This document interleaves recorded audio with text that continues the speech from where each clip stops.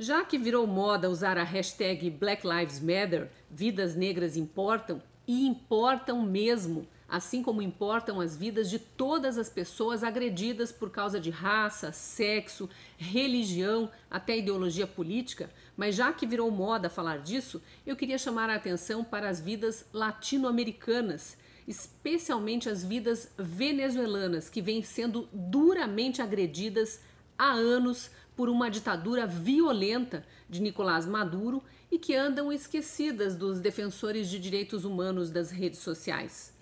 Eu sou a Cristina Grêmio, colunista da Gazeta do Povo. Fique comigo que eu vou trazer os dados mais recentes sobre a situação na Venezuela.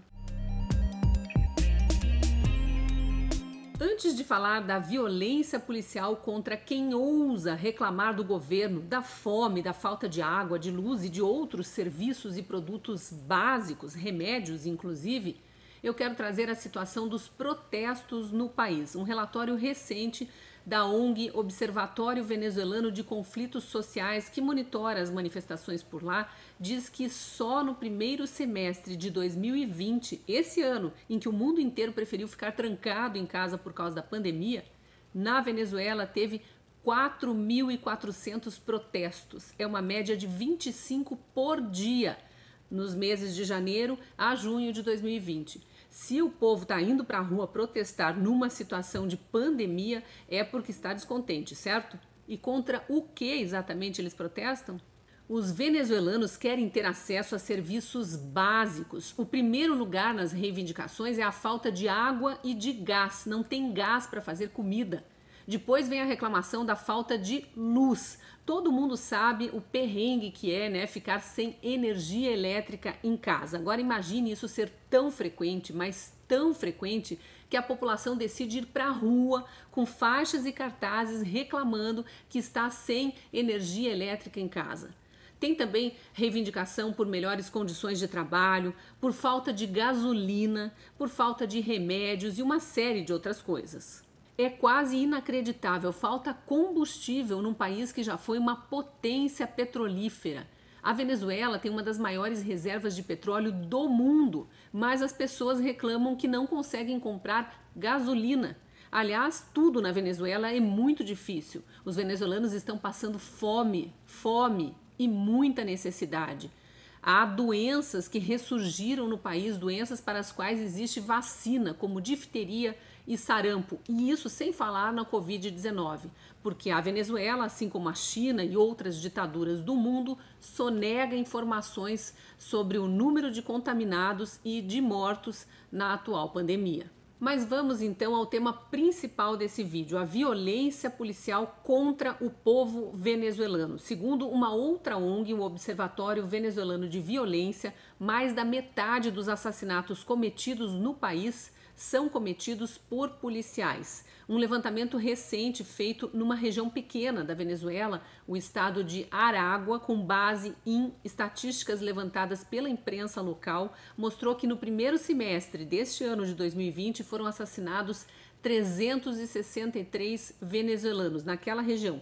Metade, ou um pouquinho mais que a metade, 188 por policiais. Não eram só pessoas que estavam em protesto, mas isso mostra como o governo venezuelano amedronta e mata pessoas que ousam criticar as políticas de Nicolás Maduro. Um outro levantamento dessa mesma ONG, divulgado em dezembro do ano passado, mostrou que em 2019 cerca de 5.200 pessoas morreram na Venezuela por resistência à autoridade, por terem apresentado resistência à autoridade. Esse número é menor do que o número de pessoas mortas em 2018 pelo mesmo motivo, resistência à autoridade. Em 2018 tinham sido 7.500 mortes, mas a ONG disse que o número caiu de 7.500 para 5.200 pessoas mortas porque houve uma migração em massa da Venezuela. A gente sabe, né, que os venezuelanos estão saindo aos milhões do país, fugindo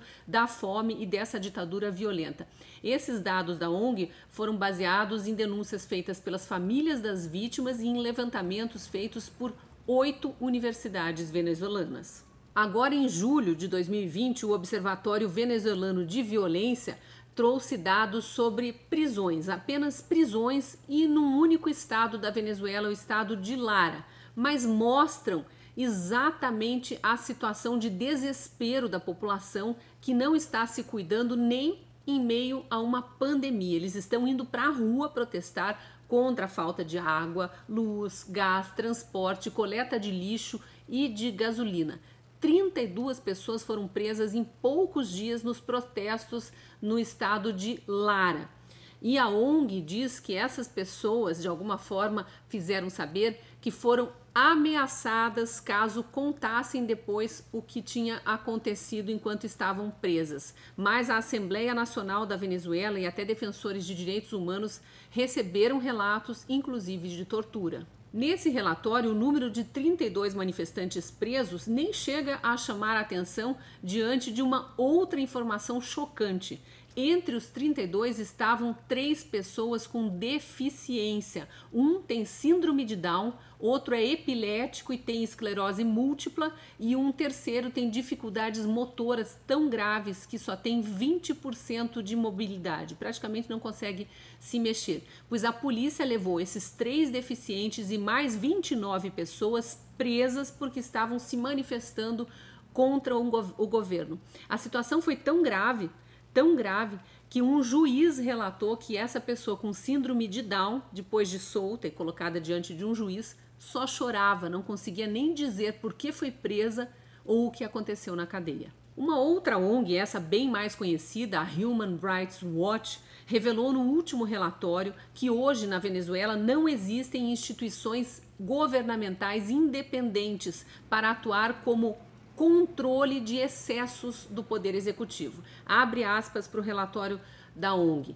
Por meio de uma série de medidas sob os governos Maduro e Chávez, os tribunais foram ocupados com juízes que sequer disfarçam ter alguma independência.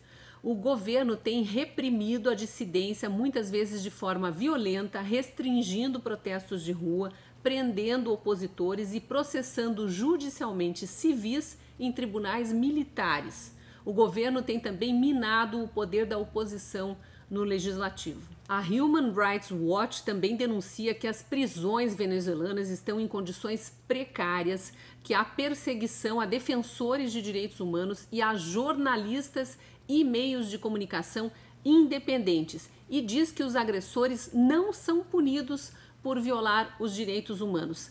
Era ou não era para haver uma indignação geral, mundial, manifestações de rua sobre as vidas latino-americanas, as vidas venezuelanas que importam muito e estão sendo desprezadas, inclusive mortas por agentes do Estado. Uma última informação bem importante sobre algo que eu mencionei agora há pouco, a fuga do país.